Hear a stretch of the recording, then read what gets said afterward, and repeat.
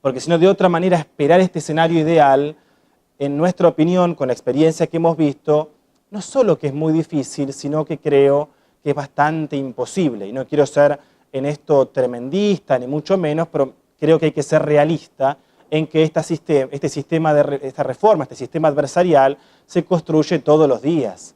Y cuando comienza a funcionar, la propia dinámica del sistema comienza a ubicar a los actores, comienza a establecer ciertas reglas de juego que uno nunca puede prever. En esto, compartirles un ejemplo de Uruguay, en donde tuve la suerte de trabajar en todo el 2017 en la capacitación actoris, en el diseño de todas las estructuras organizativas de las instituciones, y había un conjunto de dudas acerca del vínculo entre el juez y el fiscal, qué ocurría si llegaba tarde el detenido en la audiencia de control de detención, cómo iba a actuar el juez en la audiencia, un conjunto de dudas muy razonables y que sé que aquí también están presentes. Y cuando comenzó a funcionar el sistema, producto de que este factor no estaba tan alineado, es decir, no estaban todos los operadores capacitados estrictamente, lentamente se comenzó a organizar y fueron los propios operadores los que en la dinámica cotidiana comenzaron a fijar los límites, las reglas de actuación, comenzaron a reunirse para generar consensos y criterios de trabajo. Es decir, que el propio sistema empezó a empujar, por la propia inercia de las reglas de su juego, comenzó a empujar para que se ordenen y comiencen a trabajar equilibradamente. Con lo cual, pretender de que todo esté alineado es también desconocer de que el propio sistema se encarga de ello cuando comienza a funcionar. Ahora, esto no significa de que sea el mundo color de rosa, no estoy diciendo eso. Lo que planteo es que este proceso de reforma va a llevar muchos años de instaurar. ¿Venimos de cuánto? ¿De 100, 200 años de sistema inquisitorial? Estoy quedándome corto, ¿no? Venimos de muchos siglos de sistema inquisitivo. Es como que sacarnos una mochila que pesa 25 kilos, ponernos una que pesa 100 gramos y pretender de que pese lo mismo. Tenemos que atravesar todavía muchos años por delante para que este sistema adversarial comience a dar los mismos resultados que dio el modelo inquisitorial, que hoy en día está enquistado hasta en la forma en que organizamos el trabajo cotidiano, está enquistado hasta en la forma en que organizamos las mesas de trabajo en las instituciones. El modelo inquisitorial, y en esto hay que reconocérselo al modelo inquisitivo, ha logrado algo que es impresionante, que es calar en la cultura judicial cotidiana. Por eso Alberto Binder dice que el Poder Judicial es la gran escuela del modelo inquisitivo. Lo digo también en primera persona, cuando trabajé en la justicia federal, uno comienza a adquirir prácticas que inconscientemente tienen que ver con el modelo inquisitorial. Entonces, también hay que reconocer que venimos de siglos en donde ahora tenemos que, con pico y pala, para decirlo muy sencillamente, construir un sistema que dé lo que Alberto llama el duelo de prácticas, la construcción de una cultura adversarial. Y ese diálogo cotidiano lo van a dar ustedes en cada fiscalía, cuando atienden a la víctima, lo va a dar el juez cuando se dirige al imputado en la audiencia, lo van a dar los ministros de la Corte cuando se sienten a planificar las políticas de gobierno judicial, lo va a dar el Ministerio Público y su fiscal general o ministro fiscal cuando planifique en qué casos va a colocar el énfasis en el trabajo. Y en esas prácticas cotidianas se va a dar este duelo cultural.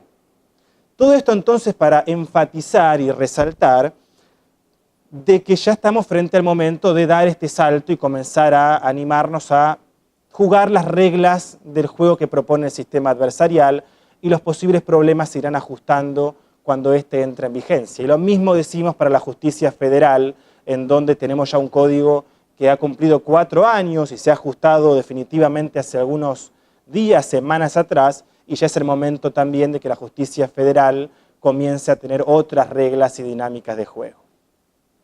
Esto entonces con respecto al la primera dimensión que quería trabajar, que es el proceso de implementación. ¿Cuáles son las reglas de juego que se espera que cumplan los operadores, cada institución en lo particular? En primer lugar, y de modo transversal, resaltar que estamos frente a una responsabilidad compartida. En muchos países hemos visto que los ministerios públicos dicen: yo voy a hacer bien mi trabajo, voy a encargarme de planificar, y que el Poder Judicial se encargue de formar a sus jueces, que se encargue de su sistema informático, que se encargue de la oficina judicial. Yo me voy a hacer cargo de lo que corresponde a la Fiscalía. Y este juego individual, en definitiva, lo que hace es impactar negativamente en el propio trabajo de la institución. Si yo no tengo una oficina, como Ministerio Público, si yo no tengo una oficina judicial que reciba mis casos, que le dé un tratamiento en función de las prioridades que yo le voy a fijar, si no tengo un juez que comprenda estas políticas de persecución que estoy fijando como Ministerio Público, difícilmente tenga éxito mi política de persecución. Si como Poder Judicial lo que hago es desinteresarme del trabajo del Ministerio Público, a sabiendas de que el Ministerio Público está haciendo un esfuerzo de racionalizar su carga de trabajo y comienzo a postergar las audiencias, no le presto jueces para que intervengan, comienzo a trabajar en la lógica burocrática de que el juez tiene su propio personal, si comienzo a plantear de que algunos integrantes del Ministerio Público no pueden litigar en las audiencias, en definitiva lo que comienzo a hacer es un juego muy individualista y no permito que el sistema avance. Entonces el primer punto que me interesa resaltar es que estamos frente a un escenario en donde todas las instituciones requieren como mínimo cierta flexibilidad para que este sistema funcione equilibradamente. No estoy hablando de que sea un éxito, no quiero ser, en esto venir a vender un escenario de excelencia, estoy hablando de cierto equilibrio, de cierto funcionamiento equilibrado. Y para llegar a ese punto de máxima, lo mínimo es un conjunto de instituciones que funcionen equilibrada y fundamentalmente coordinadamente. Y en esto lo que requerimos, sin perjuicio de espacios de discusión, que yo sé que se están dando en la provincia, me refiero de discusión entre las instituciones, lo que requerimos es que haya un órgano concreto que se cree a los efectos de diseñar y darle seguimiento muy preciso a lo que ocurre todos los días cuando esto entra en vigencia. Lo que no puede ocurrir, que ocurrió en México, y lo hemos criticado y estamos viendo hoy en día, después de 4 años, los problemas que ha tenido, es que este órgano de implementación o las instancias de implementación dejen de funcionar o comiencen a bajar su intensidad cuando comienza el sistema a funcionar. Esto es lo peor que puede ocurrir porque lentamente el sistema se reconfigura ¿hacia dónde? Hacia el modelo inquisitorial. Y esto no es por maldad o por desidia de los operadores, ¿no? Apuesto a que ninguno de los que están aquí en la sala tiene la maldad de decir voy a reivindicar el maleus maleficarem y quiero que el sistema inquisitivo esté presente. Yo apuesto de que no es una cuestión consciente de reivindicar el Tribunal del Santo Oficio, sino que es producto de prácticas que han sido instaladas y que inconscientemente tenemos. Por eso el duelo de prácticas lo damos todos los días. De allí que este órgano de implementación que está mirando la cancha completa, la película completa, lo que hace es estar ajustando permanentemente aquellas situaciones que se están yendo del sentido del juego del sistema adversarial. Por eso otro punto que me interesa compartirles es esta necesidad de una complementariedad entre todas las instituciones. Y una complementariedad operativa en el sentido de resolver lo que ocurre todos los días. La gran reforma es quizá las grandes discusiones. La pequeña reforma y lo que realmente le da el carácter de equilibrado del sistema es resolver lo cotidiano. ¿Qué hace el fiscal si la policía no lleva al imputado dentro de las 24 horas a la audiencia de control de detención? ¿Qué hace el juez si el defensor no tuvo tiempo de reunirse con el imputado antes de esa audiencia? ¿Qué hago si el fiscal no recibe el legajo de la policía a tiempo para poder defender la legalidad de la detención? ¿Qué hago en la audiencia de medidas cautelares si tengo un fiscal que está todavía enquistado en discutir el monto de pena y el tipo de delito como único argumento para constituir un riesgo procesal? ¿Qué hago si el defensor me está planteando que necesita 5 horas para acreditar el arraigo al imputado?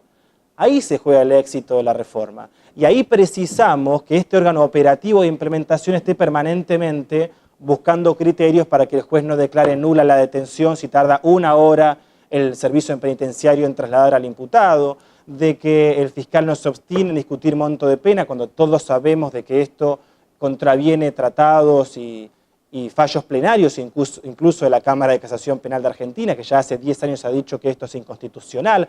Es Es decir, cómo logramos generar instancias en donde nos pongamos de acuerdo en que esto tiene que salir adelante. Y aunque esto parezca más una declamación moral que otra cosa, les puedo asegurar que cuando empieza a funcionar el sistema, estas mezquindades comienzan a aparecer.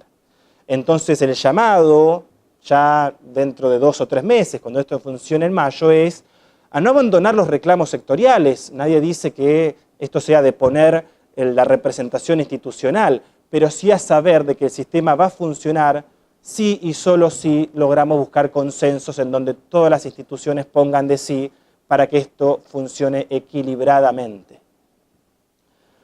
¿Cuál es entonces, y ahora sí entrando a cada institución, cuál es el rol que se espera, cuáles son las reglas de juego que se esperan?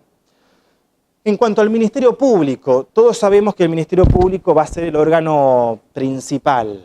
Principal porque ahora el sistema lo que hace es poner en su cabeza el ejercicio de la acción penal y pone en su cabeza la gestión del 100% de los casos que ingresan al sistema de justicia penal.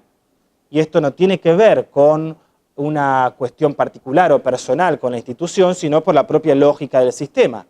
Lo que hace el sistema, como decíamos recién, y esto Ferraioli lo dice claramente, es reposar en la idea muy sencilla de que alguien acusa, el que acusa es distinto al que juzga y el que se defiende resiste a la acusación. Esto que parece bastante básico, uno empieza a ver el sistema y ve que el juez está ya trayendo su propia carpeta, que el fiscal le manda el escrito al juez porque no llega a la audiencia y se comienza a deformar.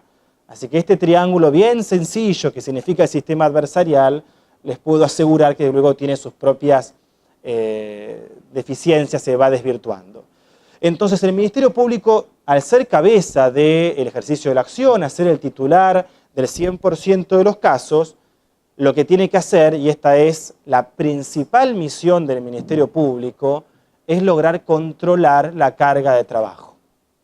Lo que siempre decimos es que el peor pecado que puede cometer el Ministerio Público es no controlar ese 100% de casos, la totalidad de los casos que le ingresan.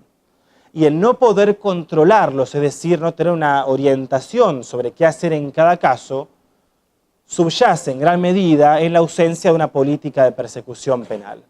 Y este es el primer llamado al Ministerio Público. La responsabilidad es muy grande, es decir, debe hacerse cargo de todos los casos, y el formato para poder canalizar o gestionar esos casos es tener claramente una política de persecución penal que no solo oriente los recursos de toda la institución, sino que oriente el trabajo de cada fiscal en lo individual. Por eso decimos, y los que somos relativamente futboleros, y aquí en Argentina no podemos evitarlo, lo que decimos es que ese jugador que es el Ministerio Público tiene que dejar de mirar la pelota mirando hacia abajo y levantar la cabeza y jugar con todo el equipo. Los que sean futboleros o futboleras acá y que estén mirando cualquier partido de fútbol, apuesto a que siempre critican al que nunca comparte la pelota, ¿no es cierto? Siempre decimos, bueno, pero que juegue con el resto, que la suelte. Y cuando hablamos de un Ministerio Público para el sistema adversarial, lo que le decimos al fiscal es, suelten el caso en lo individual, que levanten la cabeza y compartan esto y abandonemos definitivamente la lógica individual de investigación. Es un sinsentido creer que investigar el robo de un auto o robo de un celular tiene que ver con Leonel González imputado en ese caso. Hoy en día la criminalidad en Argentina y en Latinoamérica no es un problema de un pobre que roba un auto. No es un problema de justicia social. El problema de justicia social hay que resolverlo por otros canales y estamos todos de acuerdo en que hay que trabajarlo. Pero el problema de la justicia penal y el funcionamiento de la criminalidad hoy en día se asemeja al funcionamiento de una empresa que tiene reglas de oferta y de demanda. Hoy en día un auto desaparece en Tucumán y está siendo vendido en Panamá en modalidad de venta de autopartes. Y esto cualquier estructura no lo puede realizar si estuviésemos pensando en que un pobre está robando un auto para poder comer. Y la justicia penal todavía sigue en esta lógica individual de creer de que investigar el robo de un auto va a torcer la criminalidad. Entonces el llamado al Ministerio Público es a comprender de que ya la criminalidad se ha complejizado de tal manera que seguir investigando cada caso en lo individual, como mínimo, por usar un eufemismo, es ser muy ingenuo. Entonces el llamado es a entender de que los casos, por eso hablamos de esta metáfora futbolera de levantar la cabeza, los casos en la institución se investigan colectivamente. Las estructuras criminales ya se investigan compartiendo la información de cada caso en lo particular. Y en esto hay ejemplos en muchos rincones de la región de cómo cuando uno comienza a hilar la información de diferentes casos, casos de amenazas, de extorsiones en Centroamérica, de robo de autos, de vehículos, desapariciones de personas, uno podría mencionar 10 a 15 grandes fenómenos criminales. Narcotráfico, desaparición de personas, tráfico de ganado, mercado ilegal de armas, mercado ilegal de medicamentos. Uno podría mencionar 15 mercados que son los que regulan la criminalidad. Y a los fiscales que estén aquí, yo les preguntaría o los llamaría a preguntarse si en cada uno de los casos que están investigando, en la gran mayoría, por supuesto siempre hay excepciones, en la gran mayoría, si no creen de que hay una cierta vinculación con una estructura criminal. Cuando ustedes miran lo que ha sucedido, por ejemplo, en algunas otras jurisdicciones de la Argentina, en la justicia federal, por ejemplo, en donde a pesar de no tener un código, funciona ya hace 5 o 4 años una dirección de análisis criminal que se ha encargado de hacer este mismo ejercicio, se encontró que la dinámica del delito en la ciudad de Buenos Aires tenía que ver con una dinámica de estructuras criminales. El robo de autos en microcentro, por ejemplo, cuando desaparecía un auto, lo que hizo esta dirección fue empezar a levantar la cabeza, empezar a jugar en equipo y no preguntarle a cada fiscal, sino compartir información, que le digan cuándo desaparecían los vehículos, en qué horario, en qué intersección, en qué calle, de qué color eran, qué tipo de modelo, qué tipo de color tenían, qué tipo de rodados, un conjunto de preguntas que lo que hicieron fue demostrar de que siempre robaban los mismos autos en el mismo lugar, a la misma hora, y el perfil de los que lo hacían era prácticamente el mismo. Que se logró resolver 20 casos, 25, a partir de una investigación genérica y evitar hacer 25 investigaciones. Y eso no solo es más efectivo para la institución, es más efectivo para el reclamo de las víctimas. Lo que no puede ocurrir, como ocurre en Chile, es que a la víctima le mandemos una carta a su casa y le digamos, lo siento, el Ministerio Público no tiene recursos para investigar el robo de su auto. Que sería legítimo en términos de racionalización de la carga, sería legítimo que el Ministerio Público no investigue cada caso. Ahora, eso es muy distinto a explicar y presentar la investigación de ese caso en el contexto de una investigación mucho más compleja. Por eso lo que les compartimos generalmente a los ministerios públicos es que comiencen a organizar planes de persecución penal. ¿Qué va a hacer el Ministerio Público para investigar los casos de tráfico de personas? ¿Qué va a hacer el Ministerio Público para investigar el robo de autos? ¿Qué va a hacer el Ministerio Público para investigar el mercado del narcotráfico que se ha enquistado en muchas partes de la región? Y aquí buscar también los delitos puntuales de la provincia. Esto no es simplemente un plan abstracto, sino investigar con los datos que todos ustedes saben, porque trabajan todos los días en el sistema, acerca de cuáles son los fenómenos más comunes y diseñar planes de persecución penal. Que no solo, insisto, orientan al Ministerio Público, orientan a cada fiscal y cuando el fiscal recibe un caso, producto de un caso de comercio de droga, bueno, ¿qué orientación político-criminal tengo en la institución para poder orientar este caso y que el fiscal Juan no lo desestime y el fiscal Pedro lo lleve a juicio? Esto tenemos que evitar. A esto se refiere este principio de unidad de actuación que regula el Código. Se refiere a que haya una política que articule el trabajo de todos los fiscales y que los fiscales no jueguen con la pelota mirando hacia abajo, sino que levanten la cabeza. Y a esto nos referimos con la necesidad de construir políticas de persecución y evitar el gran mal en el cual puede caer el Ministerio Público, que es no controlar la carga de trabajo. Si no logramos tener una política que oriente al fiscal respecto a cuándo aplica facultad discrecional, cuándo aplica salidas alternativas y con qué criterios, cuándo va a llevar un caso a una investigación y cuándo va a llevarlo a juicio, el desorden es tal que vamos a volver a un sistema que explota por la cantidad de casos. Los sistemas adversariales que funcionan equilibradamente tienen un índice de 5 a 8% de casos que llegan a juicio. Si tuviésemos un sistema que lleva a juicio los casos, como hoy en día de forma inerte sucede, ese sistema explota rápidamente. Por eso el llamado es que el Ministerio Público rápidamente ordene cuáles son los casos que en gran medida, porque así funciona el sistema, va a aplicar facultad discrecional, qué tipo de uso va a hacer de la información de esos casos para que no caigan simplemente en el archivo, sino que puedan investigarse complejamente, en qué casos va a aplicar salidas alternativas y cómo lo va a controlar para que no terminen siendo deslegitimadas producto del incumplimiento. Que no ocurra que aplique una regla de conducta en la suspensión condicional, el Ministerio Público termina la audiencia y se olvida del caso, luego el imputado incumple y ese imputado no vuelve por una suspensión condicional, vuelve para ir a juicio oral. Entonces, como ven, esto que Alberto llama la política de gestión de la conflictividad, es decir, ir teniendo compuertas para gestionar todos los casos, es un trabajo en cabeza del Ministerio Público. Y esto es un trabajo central, porque hay países como Chile que luego de 15 años todavía están naufragando y llevando a juicio casos de amenazas o de lesiones, y uno ve que es muy costoso para el sistema. Y la otra demanda para el Ministerio Público tiene que ver con una pregunta central. ¿A quién representa el Ministerio Público? ¿A quién le habla el Ministerio Público? Esta pregunta, permítanme una anécdota histórica, y esto no es por fanatismo con la historia, pero quiero que vean que esto no es un debate del siglo XXI, digamos, ya lleva siglos. Permítanme un minuto para esta anécdota histórica y van a ver que ese debate de aquel momento todavía está muy vigente. Cuando culmina la Revolución Francesa, allí por fines del siglo XVIII, se conforman mesas de trabajo. Una mesa de trabajo iba a poner en discusión cuál era el rol del Ministerio Público, qué carácter se iba a dar al Ministerio Público post-Revolución Francesa. Y como todo en la vida, se armaron dos grandes debates, digamos, dos grandes corrientes que se contraponían.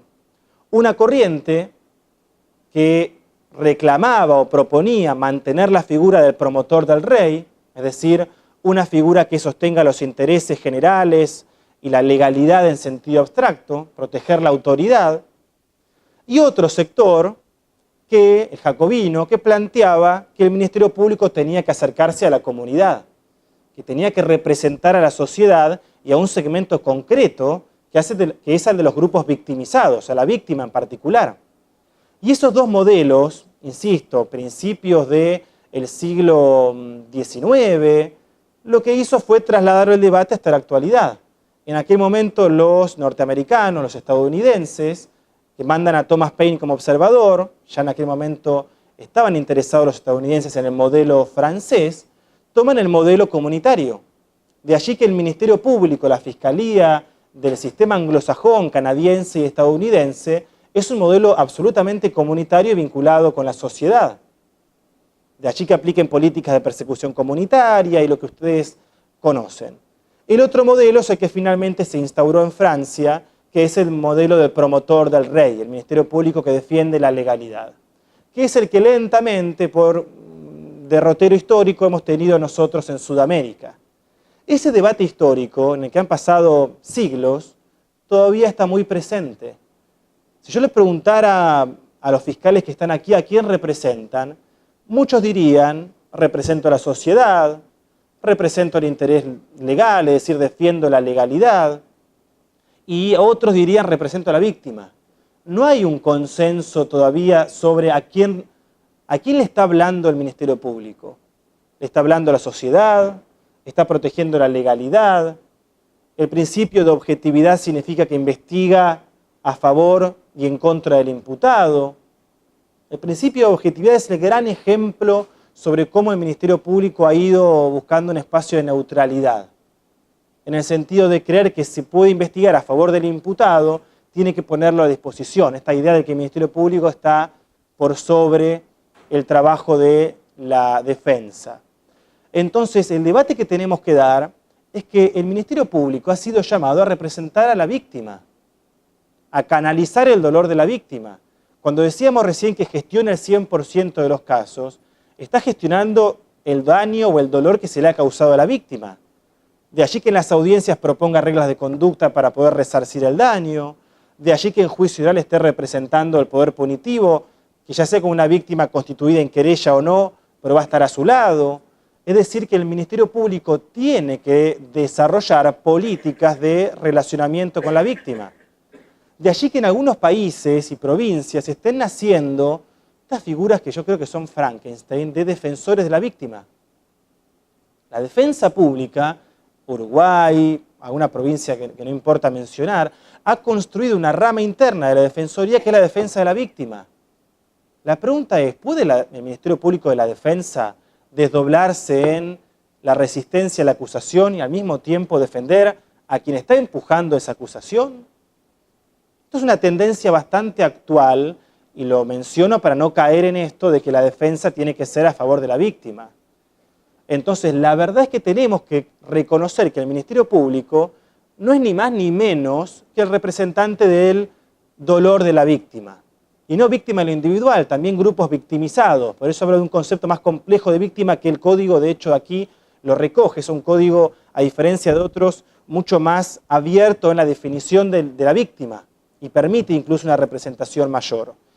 Esto desanda un conjunto de políticas que debe realizar el Ministerio Público. Políticas de atención primaria, recepción de la víctima en casos de mujeres que han sido víctimas de violencia de género, mucho más. En Guatemala, por ejemplo, que es el modelo que siempre reconocemos porque es el que más trabajó este tema, cuando uno ingresa al Ministerio Público hay un canal independiente para la víctima. Es un canal que tiene 3 grandes etapas, un psicólogo que la atiende en primer lugar, cuando es un caso obviamente de cierta gravedad. Luego hay un fiscal que recibe la denuncia inmediatamente. Y si se trata de un caso de violencia de género que necesita inmediatamente alguna medida de protección o de restricción, hay una oficina judicial, un juzgado adentro que inmediatamente acciona. Y eso es comprender de que el Ministerio Público está colocando el énfasis y priorizando a la víctima.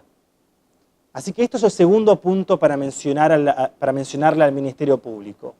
Por un lado, construcción de una política de persecución penal que ordene el trabajo y que planifique. ¿Qué voy a hacer en el 2020? ¿Dónde va a colocar el énfasis el Ministerio Público en el 2020? ¿Va a priorizar el plan de trabajo en narcotráfico? ¿Va a priorizar el plan de trabajo en homicidios? ¿Quiere reducir el número de homicidios? ¿En qué cantidad y cómo lo va a hacer?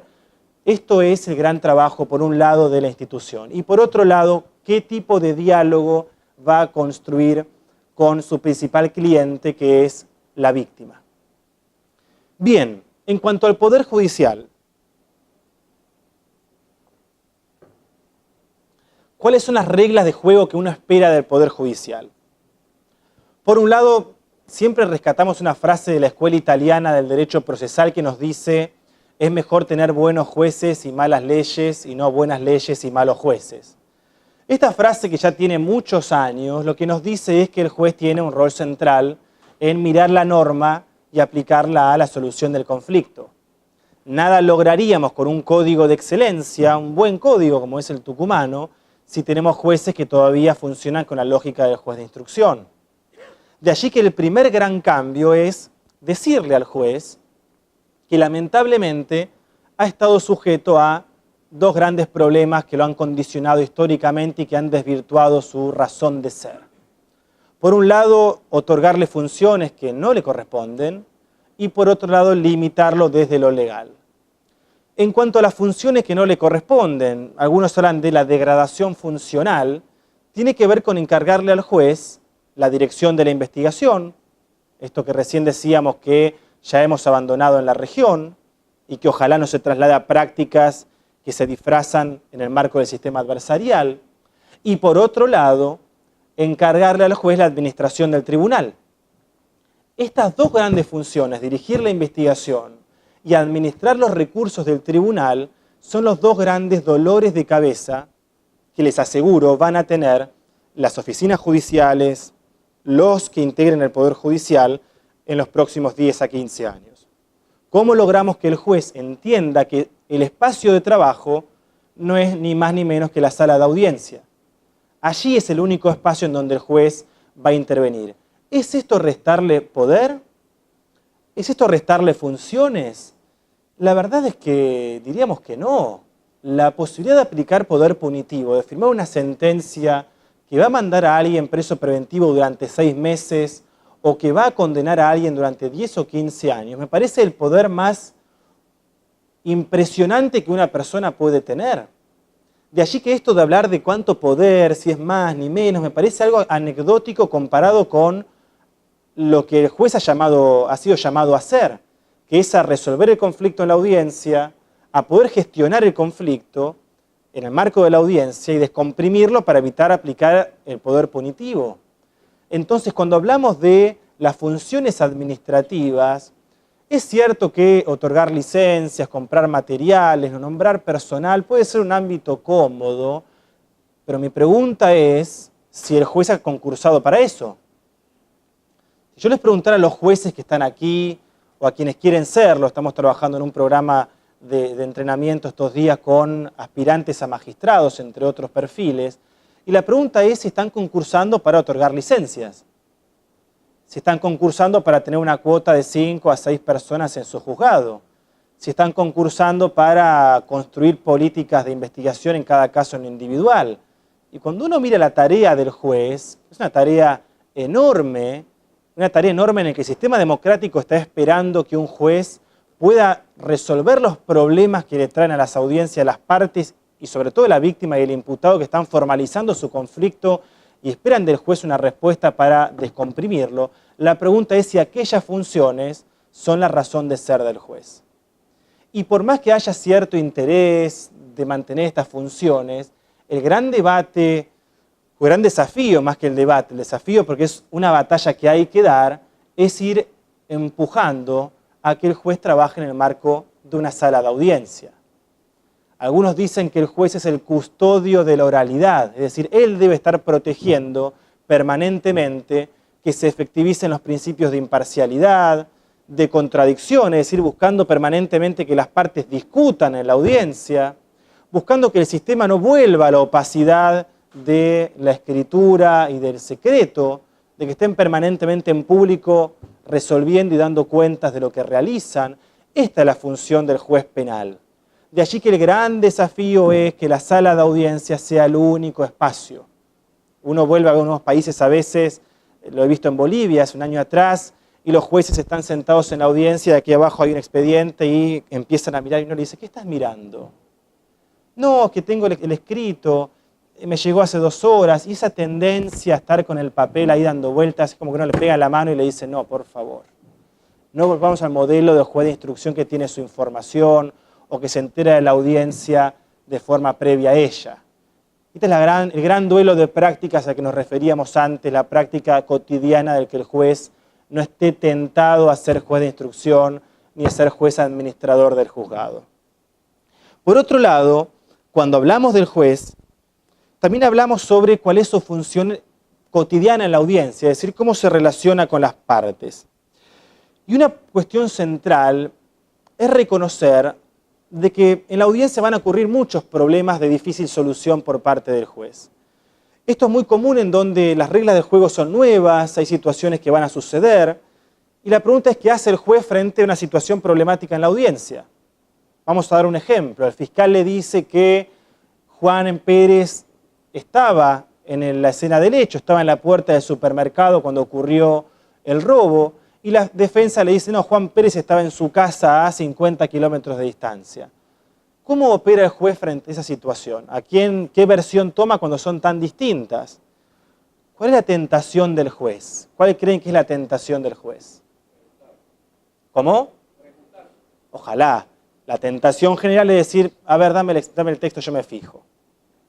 Esto es muy común, tráeme el legajo, yo me encargo de resolverlo. Esta es la tentación. La pregunta, esto que me gustaría mencionarles un texto muy lindo de un juez francés que se encargó de estudiar cómo opera el juez en estos casos en un sistema adversarial y en un sistema inquisitivo. Este juez, que es Antoine Garapon, en un libro que se llama Cómo juzgar en Estados Unidos y en Francia, lo que dice es que el juez del modelo inquisitorial, frente a este problema, pide un cuarto intermedio, va a su despacho, le pregunta a un colega cómo resolver o comienza a buscar algún libro que le dé la respuesta. El juez del sistema adversarial lo que hace es devolverle el problema a las partes. Me están diciendo que son 2 visiones distintas. Bueno, léame, fiscal, en qué fragmento consta esto. Defensa, ¿tuvo acceso a ese legajo? ¿Usted leyó lo mismo que está diciendo el fiscal? Y yo pongo a trabajar siempre a las partes. Y esta es la gran lección para el juez penal en el marco de una audiencia y de un problema que tenga la audiencia. Reconocer que no está ahí sentado para suplir el trabajo de las partes, sino para ponerlas a trabajar en el buen sentido de la palabra. Es decir, cómo yo logro que ellas sean la fuente de información y no sea un escrito, lo que me dice un colega, lo que se dice en el pasillo. Y este trabajo es enorme, porque venimos de muchos años en donde los jueces no han sido objeto central de estas destrezas de formación. Aquí en Tucumán, afortunadamente, los espacios de formación, las escuelas, el consejo, ya están trabajando ya en esta modalidad de poner al juez en el centro de la escena como un sujeto de requerimiento de capacitación, de desarrollo de destrezas, de que la conducción de audiencias es un eje central en este proceso. Y venimos ya de una autocrítica que nos hemos hecho quienes trabajamos en docencia, en que hemos puesto el foco en dar litigación en juicio para litigantes, cuando reconocemos que los juicios orales son el 5 a 8% de los casos que ingresan al sistema.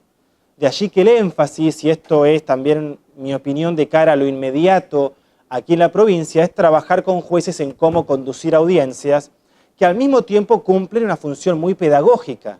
Cuando los jueces comienzan a estructurar las audiencias, comienzan a establecer reglas de juego muy claras sobre cuál será, por ejemplo, la dinámica de la audiencia de medidas cautelares, que suele ser la audiencia más compleja, más controvertida, la que siempre nos lleva a ciertos desfasajes.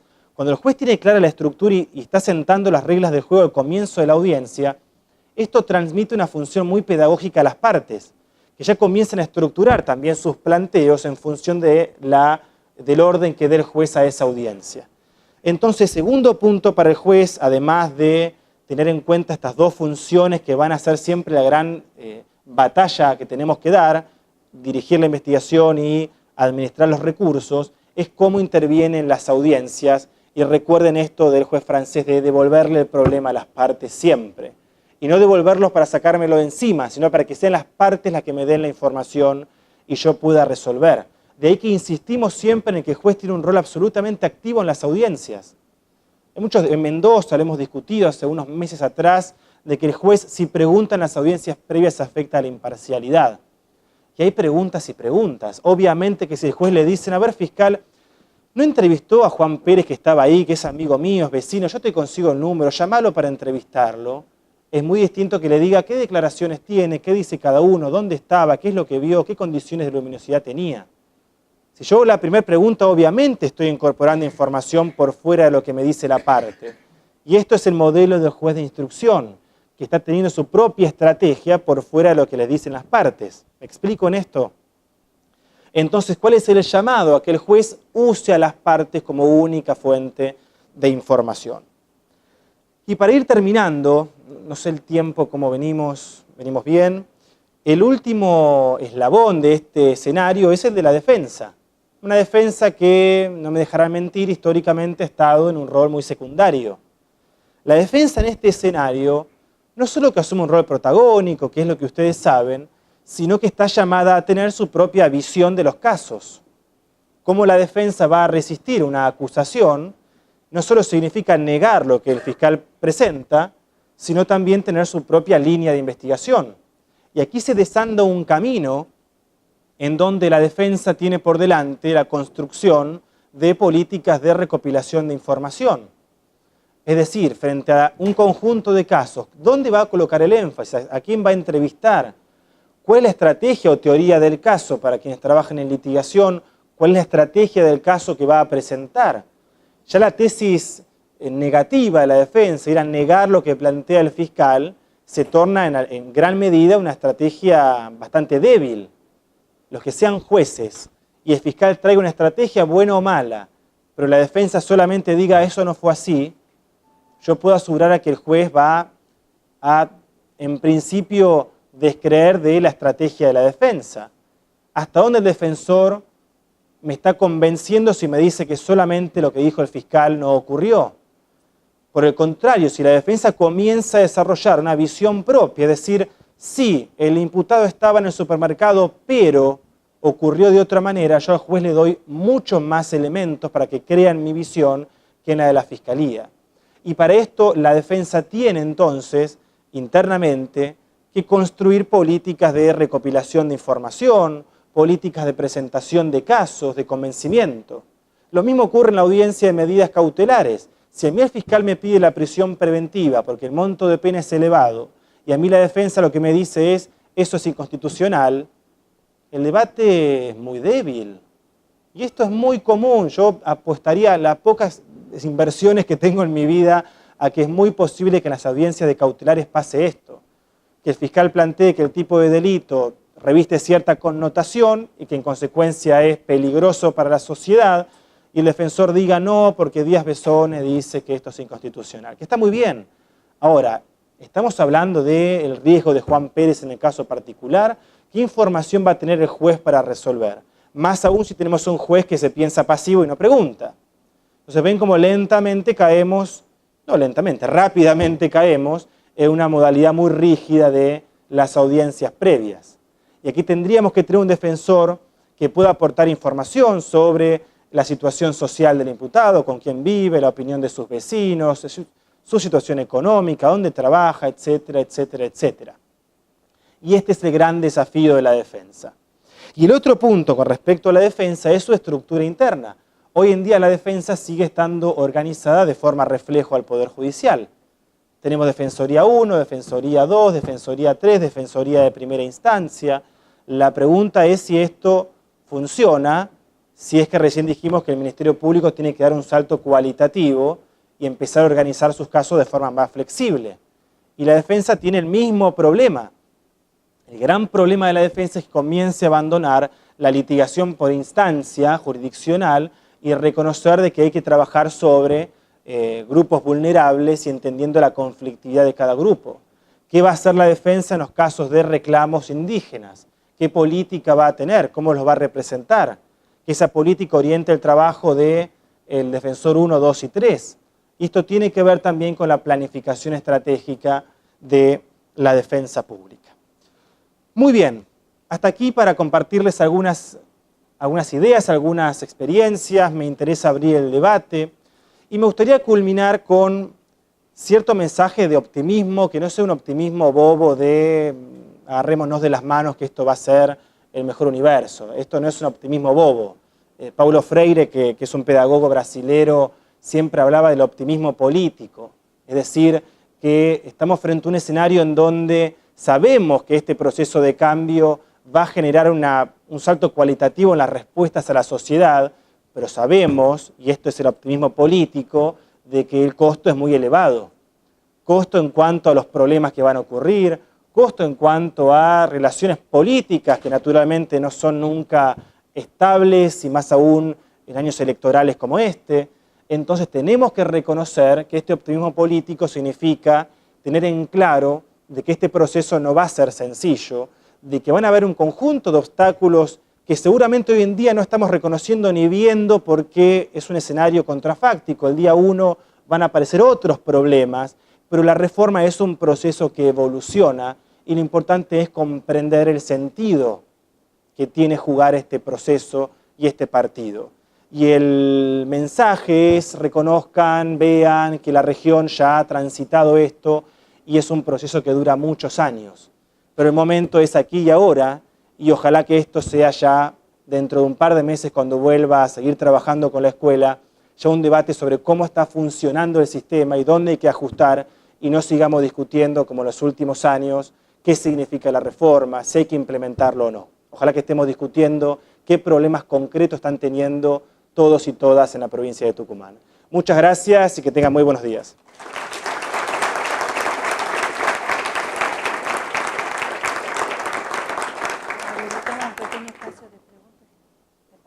Absolutamente.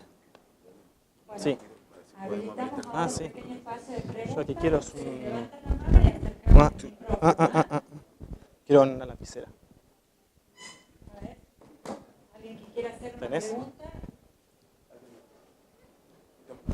¿Ves para acá? Me siento como un... No, está el micrófono parado, si no. ¿Hace falta el micrófono? Ah, ok. Bueno, te voy a dar esto entonces, no hace falta. Hola. Quisiera que se refiera unas palabras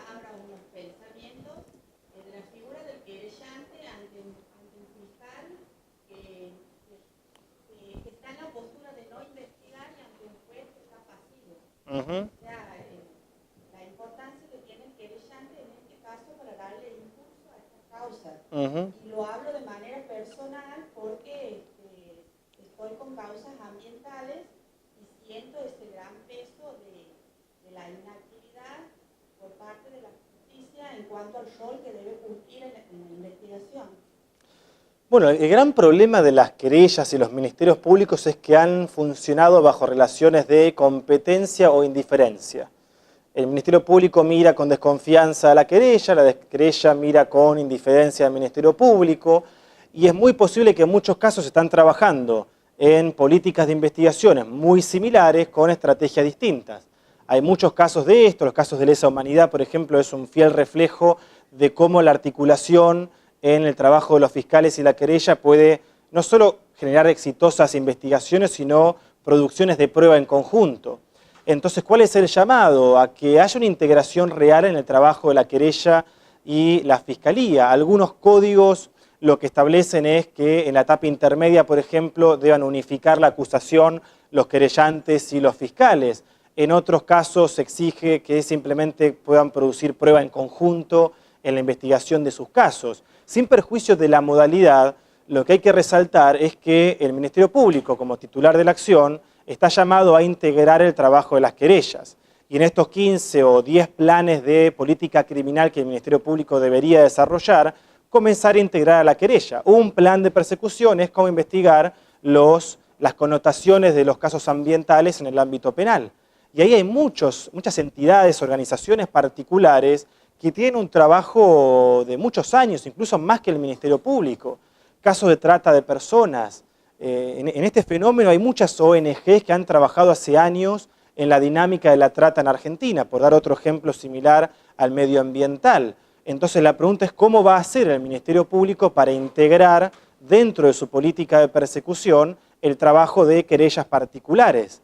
Y en esa coordinación entre el Ministerio Público y querellas se tendrá que abrir un debate acerca de quién va a liderar este proceso. Si el Ministerio Público no tiene interés o no coloca allí el énfasis, es muy posible que en el 2020, por dar un ejemplo, el Ministerio Público coloque el énfasis en desarmar los mercados criminales del narcotráfico y no lo haga en los casos medioambientales. Bueno, allí tendrá que construir una relación con las querellas que se dediquen a este caso para poder facilitarles ciertos recursos del Ministerio Público y que lo que haga la querella es impulsar procesalmente con el acompañamiento más pasivo del Ministerio Público. Lo que no puede ocurrir es que hoy en día estemos en un marco de una audiencia con un fiscal que está jugando un juego que es a no investigar o no interesarse por el caso, con una querella que tiene no solo interés, sino más capacidad investigativa. Entonces, el llamado es a integrar el trabajo, es decir, abandonar estas políticas de indiferencia o competencia, hacia una política integracionista, no solo de las querellas, sino también de organizaciones que quizás nunca se van a querellar, o porque no le interesan, o porque procesalmente no pueden hacerlo por el concepto de víctima, porque tienen mucha información y tienen mucho interés y pueden ponerlo a disposición del Ministerio Público. A esto me refería antes cuando hablábamos de una política de persecución de la institución, de la Fiscalía, en donde no solo decía que hace internamente, sino que vínculos construye con las querellas, con las ONG, con los sectores del Estado. Hoy en día suena muy ridículo que el Ministerio Público no tenga acceso directo a las bases de datos del Estado. Registro de las personas, registros inmuebles, registros de armas, migraciones, información que debería automáticamente aparecer cuando ingresa el caso en la Fiscalía para poder armar lo que llamamos la red del imputado. ¿Dónde ha estado? ¿Qué armas tiene a su nombre? ¿En qué casos ese arma ha sido secuestrada? Yo esto lo he visto en Guatemala, en donde ingresa el caso y automáticamente el caso de Leonel aparece no solo en el caso en lo individual, sino que ese arma se usó en el norte, en el sur, en el oeste del país, y yo armo rápidamente la telaraña de ese imputado. Y eso tiene que ver, y me estoy yendo un poquito, pero para hablar de cómo el Ministerio Público tiene que construirse, con una política mucho más compleja, de utilización de recursos sociales que existen y que el Ministerio Público está desaprovechando en gran medida.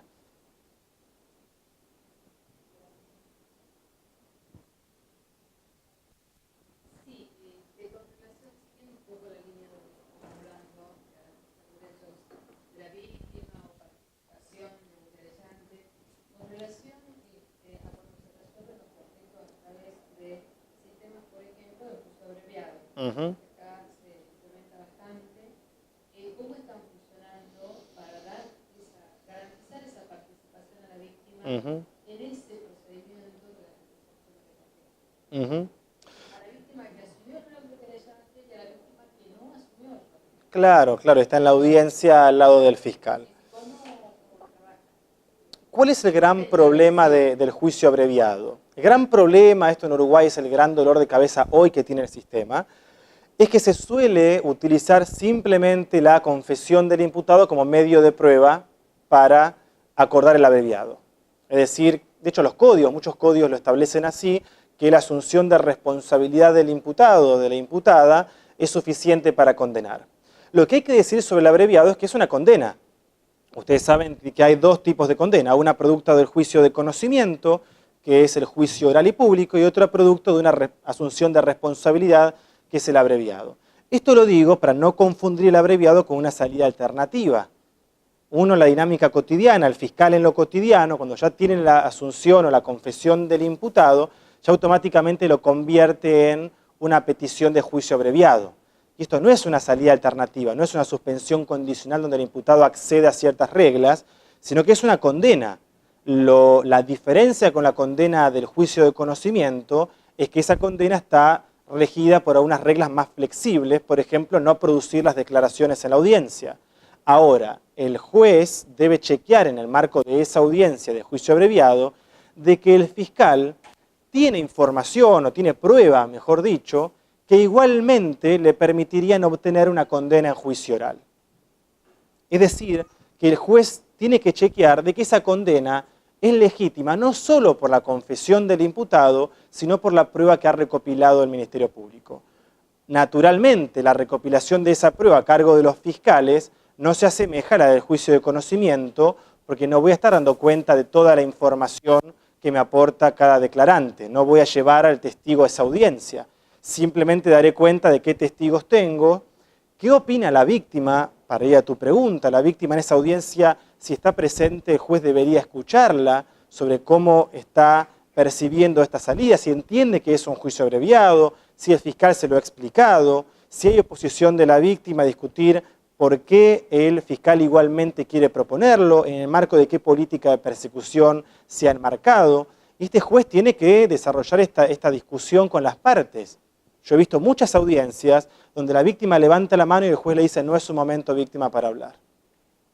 Y la verdad es que tenemos un modelo muy rígido todavía en donde la víctima está ahí sentada esperando que le permitan expresarse y cuando se expresa es simplemente, no le pregunté qué opina, le pregunto si habló con su defensor. Y hay que ser mucho más flexible, el juez tiene que reconocer que la víctima tiene mucho más para decir y permitirle un espacio. Así como decíamos que la Fiscalía todavía no desarrolló un diálogo con la víctima, el juez tampoco lo hizo con el imputado y la víctima en la audiencia. Ocurre mucho, y esto va a ocurrir, que está sentado el imputado ahí, y dicen el imputado Juan Pérez, está sentado delante suyo, señor juez. Háblele a él directamente, quiere saber si va a ir preso preventivo o no. Yo me acuerdo un caso, nota al pie, un chico colombiano preso en Bolivia hacía 3 meses, hablando con él en una prisión, me dice, yo nunca entendí qué me pasó en la audiencia, el juez nunca me explicó por qué estoy preso. El defensor no había ido, un conjunto de problemas en el proceso, pero el juez todavía le cuesta hablarle al imputado. Y en el marco del juicio abreviado todavía le cuesta dialogar con la víctima y entender qué opina, pero lo central, a modo de alerta sobre un posible problema que estamos viendo hoy en día, es que el juicio abreviado requiere mucho más que la simple confesión y el fiscal tiene que ir a argumentar en favor de una condena y chequear que el defensor haya obtenido, haya tenido acceso al legajo del fiscal para controlar que esas declaraciones han sido prestadas, que pudo chequearlas, que pudo eventualmente confrontarlas con alguna declaración propia. Ahí está el nudo problemático del juicio abreviado.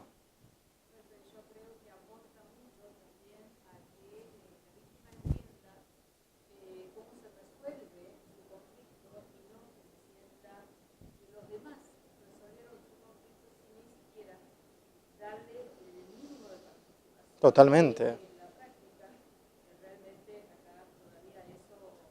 Ujú. Totalmente. Ujú.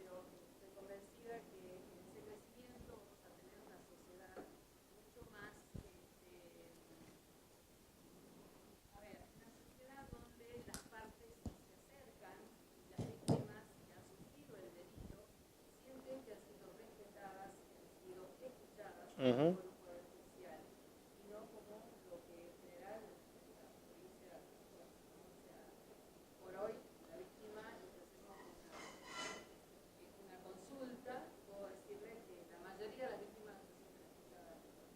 Claro. Sí, quería saber si cómo se implementaría el proceso adversarial en el proceso de ejecución de la sentencia penal. Muy buena pregunta. Hoy lo conversábamos en la mañana con algunos de ustedes. La etapa de ejecución lamentablemente nunca estuvo en el centro de la escena. Todavía tenemos, de hecho, países que no tienen sistema de ejecución. Chile, por ejemplo, no tiene justicia de ejecución y estamos discutiendo ya hace 5 años que finalmente se cree, porque lo hacen los jueces de garantía, lo hacen, entre comillas, finalmente al no tener capacidad de tiempo y recursos, no sucede. Entonces, lo primero es que estamos en un escenario muy inmaduro todavía sobre reforma del sistema de ejecución. Ahora, tenemos sí experiencias muy interesantes y algunos lineamientos para seguir. Lo primero para marcar es cuál es el trabajo del Ministerio Público, cómo estas fiscalías de ejecución, donde existen, en federal es un muy buen ejemplo para mencionar, en la Justicia Federal de Argentina, de la capital federal, en donde las fiscalías, cuando en aquel momento iba a entrar en vigencia el código, en el 2015, se reestructuró todo de la fiscalía, en donde se entendió que los fiscales de ejecución tenían que unificar criterios. No podía ocurrir que el fiscal 1 insista con la constitucionalidad de la reincidencia y el fiscal 2 esté planteando permanentemente lo contrario. Entonces, primer punto en el marco de un sistema de ejecución es que el Ministerio Público asuma esto mismo que decíamos antes de trabajar en equipo y de fijar criterios conjuntos. En el caso de la Procuración General se reorganizó en el marco de una unidad fiscal de ejecución penal, la UFEP, en donde las 4 fiscalías de ejecución se sentaron en la mesa y compartieron sus criterios y se armó un consenso, obviamente, en base a la discrepancia de cada fiscal, pero hay cierto consenso sobre qué es lo que van a pedir, qué casos van a priorizar, cómo van a comprender, en el caso de Argentina, la ley 24660 de ejecución progresiva, es decir, en dónde van a colocar los énfasis, a dónde van a enviar a los condenados que van a salir transitoriamente para poder cumplir el régimen de semilibertad, es decir, criterios de trabajo para que la Fiscalía pueda presentar en el juzgado. ¿Cuál es el problema que tenemos en los jueces de ejecución? 2 cuestiones. Una es organizativa, y esto también es una alerta para la provincia.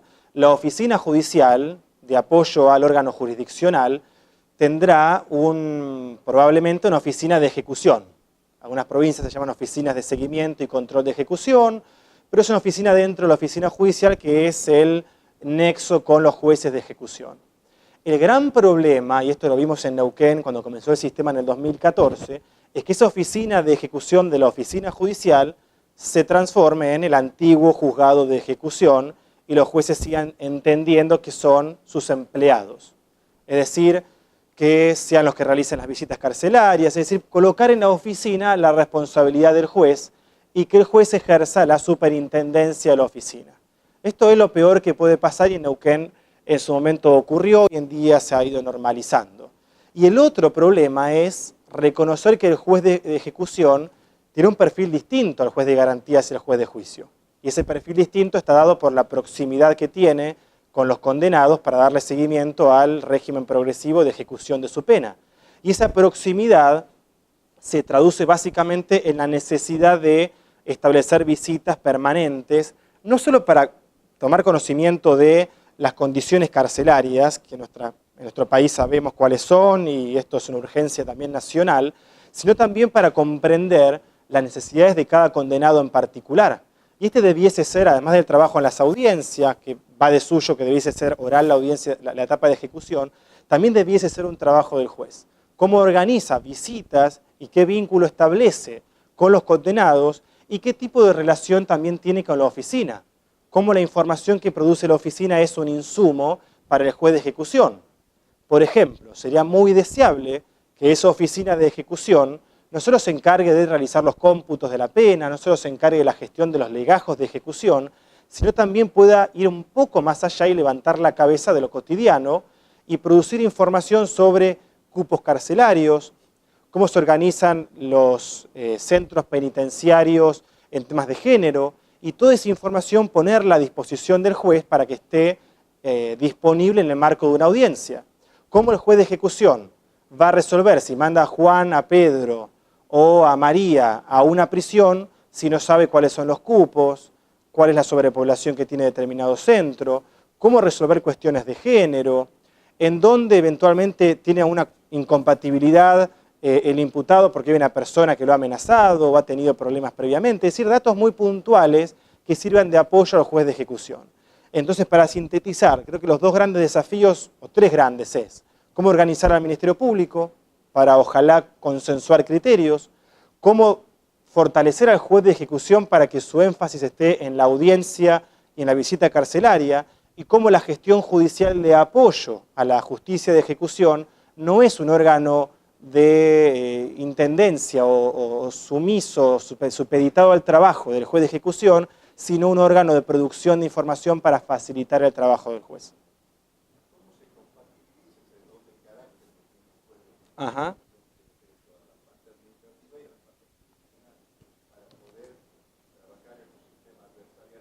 Uh-huh. Es el gran desafío cultural que tenemos. En esto no hay que ser tampoco o creer que se resuelve con políticas o con reformas legales. Acá el énfasis estará en que este órgano de implementación que yo sugería al principio esté mirando que esto no se desvirtúe, de que el juez no esté dándole órdenes a la oficina judicial. Un mecanismo posible, que esto en Neuquén lo hemos en su momento sugerido, es que el director de la oficina judicial tenga un diálogo permanente con el presidente del colegio de jueces o del órgano jurisdiccional. Aquí la justicia de ejecución tendrá un presidente de todos los jueces de ejecución, o debería tener, que sea un diálogo permanente. Si el director de la oficina judicial observa que el juez de ejecución no está haciendo las visitas o está ejerciendo superintendencia de la oficina, eso es un reporte inmediato al presidente del colegio de jueces para que sea este quien canalice la respuesta. Entonces, más allá de la cuestión cultural, que es lo que decía que en lo cotidiano hay que ir resistiendo, también hay mecanismos para que la oficina judicial, si advierte ese desfasaje, lo pueda presentar al órgano jurisdiccional. Y esto opera para cualquier problema cotidiano.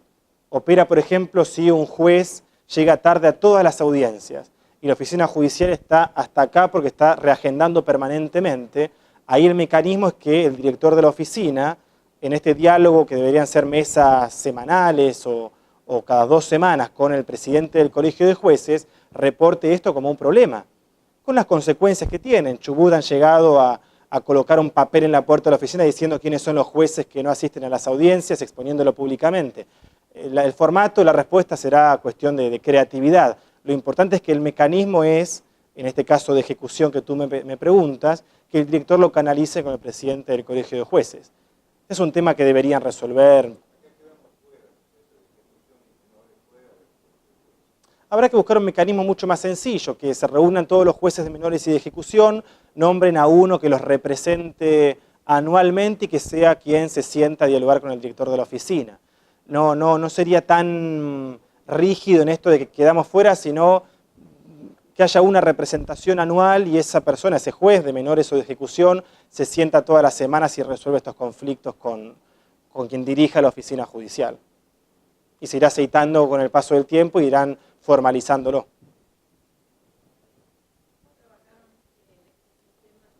Perdón, está en... Doctor, por su experiencia, me gustaría saber, en la provincia tenemos un problema de la designación de jueces y fiscales. ¿Usted cree que puede ser un impedimento la falta de designación para la implementación del código? A ver, ¿ustedes creen que siempre van a ser suficientes los jueces y fiscales?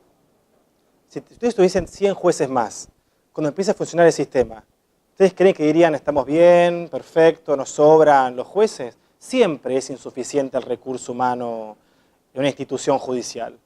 En ningún país sobran fiscales, sobran jueces, sobran defensores. O estoy diciendo algo de otro planeta, digamos. Siempre hay falta de recursos, siempre, incluso en un edificio bonito como este, uno se puede llegar a quejar de que algo falta. Entonces hay que ser también realista en que siempre el recurso humano va a ser insuficiente. La pregunta es cómo logramos ser flexibles y creativos para ir resolviendo algunos problemas como falta de fiscales para litigar audiencias previas.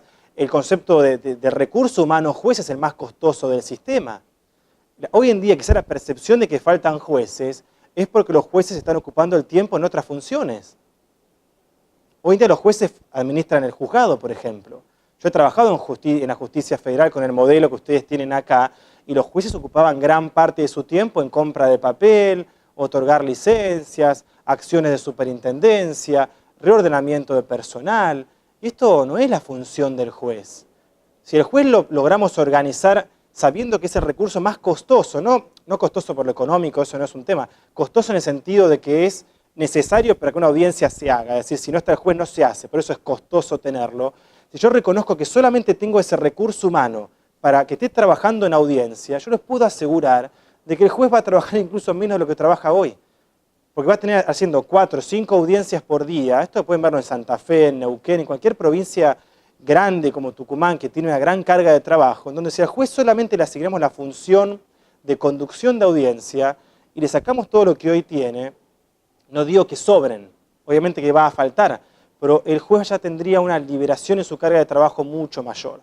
Entonces yo creo que más que nada tiene que ver con reconocer que hoy el juez, la función del juez ha estado desfasada respecto de lo que ha llamado a ser.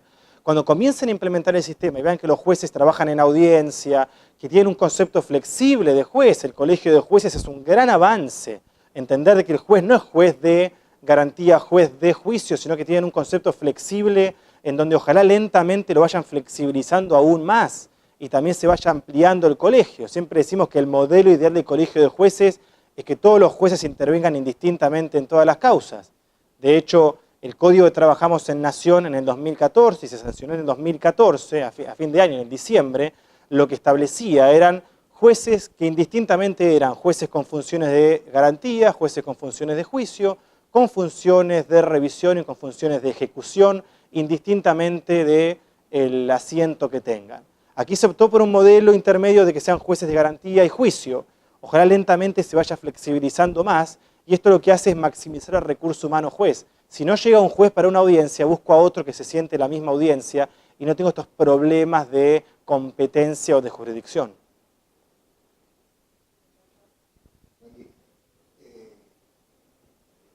Buen día.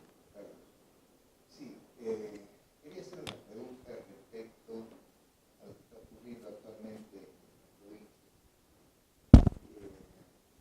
en el marco de la implementación del nuevo código.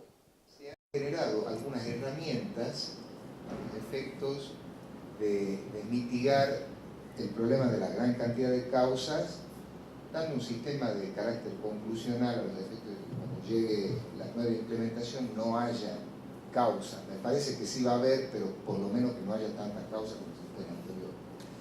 Y en ese marco se ha creado la figura del auxiliar de fiscal. Esta persona comparece a las audiencias ayudándolo así al fiscal, ¿no? En las audiencias, y ha sido objeto de diversos planteos. Algunos hablan de la constitucionalidad o inconstitucionalidad del rol, digamos, del auxiliar de fiscal, pero que para nosotros los fiscales resulta casi indispensable, digamos, para poder, digamos, llevar adelante el trabajo digamos, y concluir la mayor cantidad de causas hasta la implementación del nuevo código. La pregunta es si usted tiene algún criterio respecto de esta figura, digamos, esta herramienta que por lo menos los fiscales la necesitan.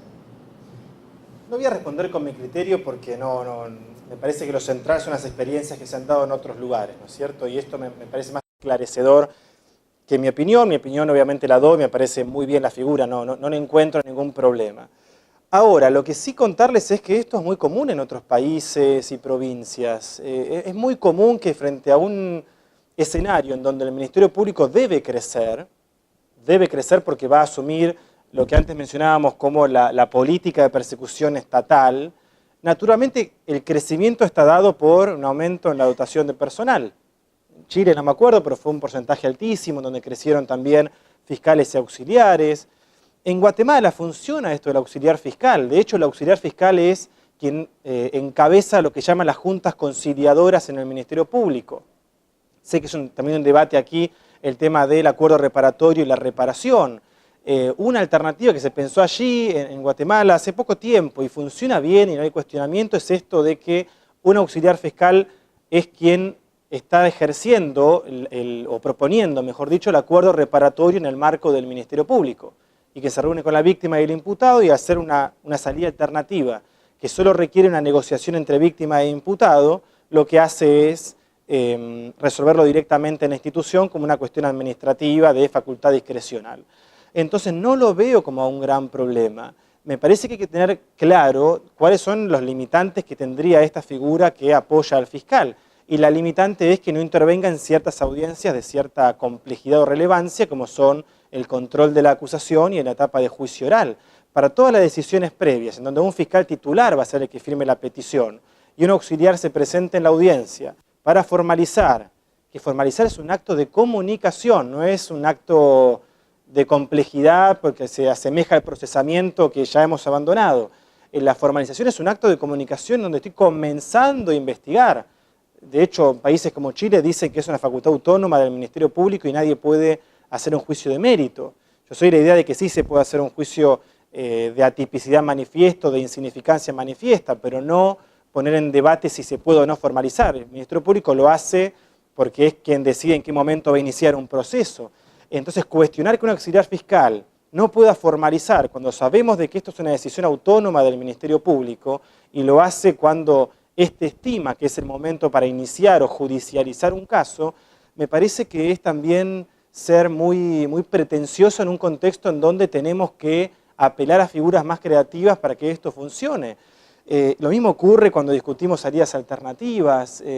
Yo no creo, no le veo grandes problemas, como te decía al principio, más allá de mi opinión personal de no verle problemas, he visto en otras provincias, en Centroamérica, que ha funcionado y que esto descomprime, y no es que el auxiliar fiscal esté representando al vecino de la esquina, está yendo en el marco de una política de persecución que claramente ha fijado un fiscal titular. Entonces no lo veo como un problema, no sé por qué sería un inconveniente. Estamos por concluir así la charla. Agradecemos a todos por la presencia y bueno, muchas gracias, Leonel. A ustedes, muchas gracias por el interés.